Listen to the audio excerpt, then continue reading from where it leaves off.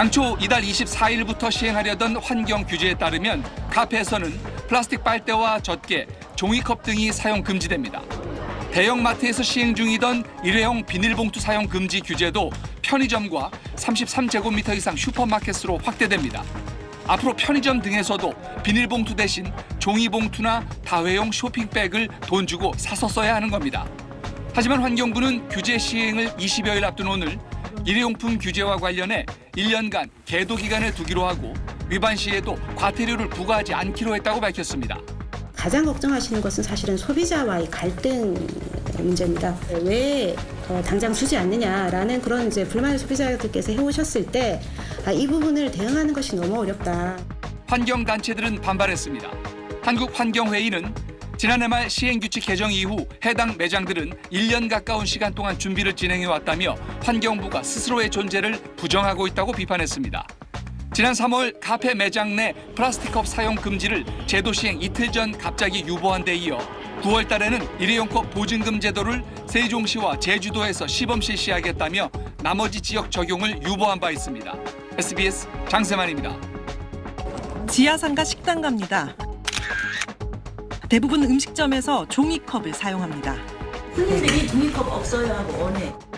82 허리 꼬부라진 할머니가 설거지하기가 힘들지. 일회용품 규제에 공감하면서도 현실적인 부담을 호소합니다. 이것 때문에 여기 사장님들이 다 지금 굉장한 스트레스예요. 전임 직원이 거의 뭐 200명 정도 오니까 판만 해도 200개잖아요. 한 분은 거의 더 써야 되는 상황이에요. 다회용 컵이 어느 정도 정착된 카페에서도 사정은 비슷합니다. 또 종이 빨대가 약간 질감을 별로 안 좋아하시더라고요.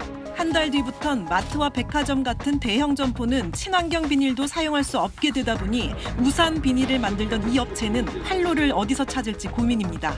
저희가 개발하고 해놓는 게 하살 없어지는 거죠. 매출도 한 반 정도 줄었고 뭐 반품해도 되느냐라는 것까지 말 나왔었어요.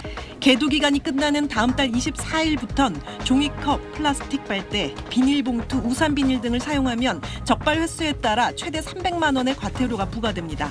환경단체들은 일회용컵 보증금제 전면 시행도 유예된 상황에서 더 이상의 환경 정책 후퇴가 있어서는 안 된다고 주장합니다.